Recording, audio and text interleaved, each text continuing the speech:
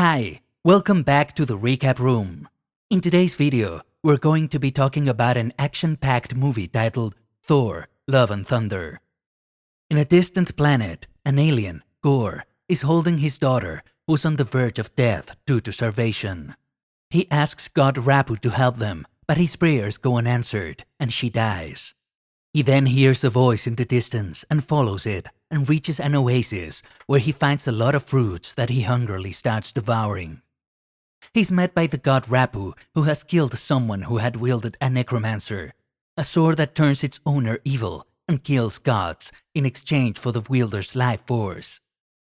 Thor kneels down, believing he's being rewarded by heaven, but Rapu starts mocking him, telling him there is no such a thing. The necromancer calls the enraged Thor, who takes the sword and kills Rapu, swearing to kill all of the gods. Meanwhile, on the planet Indagar, Korg narrates the legend of Thor and all his previous battles, where he has lost most of his dear friends and family that had fought alongside him. Korg also narrates how Thor had slipped on his training, but when asked for help, he had gotten back in shape, and with the Guardians of the Galaxy, he managed to defeat Thanos. Thor had killed many gods, including the ones in Indagar, and since their sacred temples were without any protection from the gods, some bird-like enemies had come to Indagar to take over them. Thor promises to protect this planet alongside the Guardians of the Galaxy. He single-handedly kills the invaders and is gifted two very loud and very huge goats by King Kang. As they embark on their ship Milano, they see many calls for help through the galaxy, where the gods have been killed. The killer is labeled as a god butcher. One distress call comes from Thor's friend Lady Sif. The team decides to split up so they can help as many planets as possible. Thor is saddened by this decision, afraid he'll lose more friends.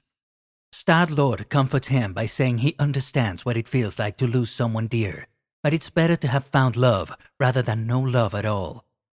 The Guardians of the Galaxy leave, leaving Korg and Thor to go to Lady Sif. They travel through the galactic Bifrost on the galactic frontier to reach her and find Lady Sif, who has been injured after battling the god Butcher. She tells Thor his next target is the New Asgard. That night, the god Butcher is seen outside a village in New Asgard, releasing his shadow monsters who try to capture the children of the village. Valkyr comes and attacks the monsters. Thor arrives just in time as well. As he's defeating the monsters, he sees his hammer, Mjolnir, zapping around and killing the monsters. He thinks it has returned to him, as his sister Zelda had destroyed it, only to realize it is now owned by Jane, his ex-lover. They had dated for a few years, during which Thor had once asked his hammer to always protect Jane, enable an ancient enchantment, before breaking up because of the busy schedules that had made them drift apart. As they are fighting the monsters, Thor appears before Thor, and they fight each other. Valkyr and Jane come to assist, and Thor escapes through the shadows. His monsters capture the children before everyone realizes and escape with them. The next morning, all the Asgardians are in panic. Thor assures them that he will find the kids. Thor and the rest of them try to figure out who was the wielder of the necromancer and where could he have taken them. Just then, he's contacted by Astrid, who now calls himself Axel. Thor's soul travels through Axel's eyes and finds the children in the Shadow Realm. Back in Asgard, Thor opens his eyes and tells everyone about the whereabouts of the children. Valkyr and Thor decide to raise an army and go to an omnipotent city to get help from all the powerful gods, overseen by Zeus. They arrive on a ship powered by Thor's axe, Stormbreaker, and pulled by the two goats. As they have come without invitation, they disguise themselves and enter the Golden Temple. They settle down in the seats at the temple where Zeus makes his grand entrance. Thor asks for his help to defeat Thor, but Zeus refuses, saying Thor isn't their problem. Thor insists, but Zeus chains him with his lightning to the ground, asking Thor to stay in the city and that he didn't need to help anyone. Thor and his teammates attack Zeus and his guards and steal his thunderbolt, which will aid them in defeating Thor and leaving the city.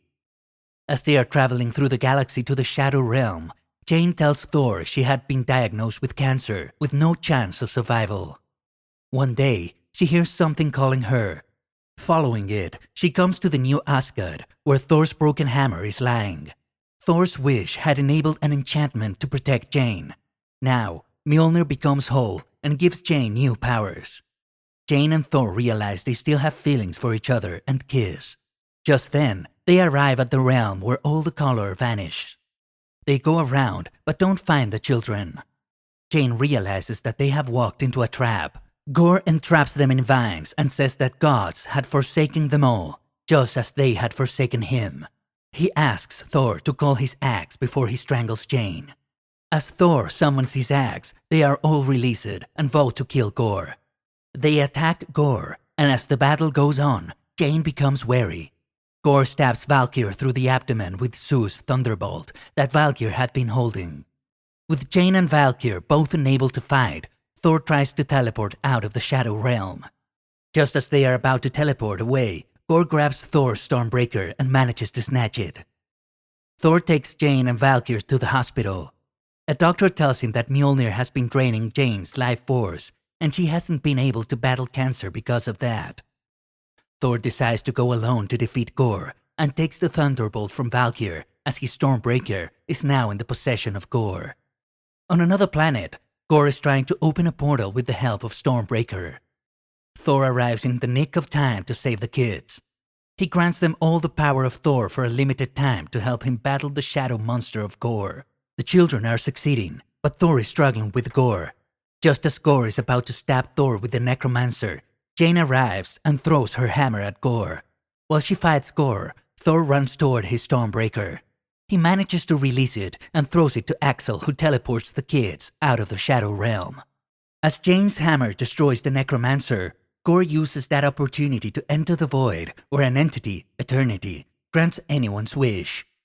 Thor asks Gore to reconsider his wish of destruction upon the gods and instead choose love. Gore is intent on avenging his daughter. Thor gives up and goes to the dying Jane. As they kiss, Gore realizes his love for his daughter, but says that as his life force was sucked by the necromancer, if he reincarnates his daughter, she will be left alone. Jane assures him that Thor will bring her up as his daughter. In the omnipotent city, Zeus is seen recovering from his injuries and hasn't been killed. He is enraged and says the guardians have diminished the roles of the gods and asks his son, Hercules, to go kill Thor to remind everyone that gods hold the power.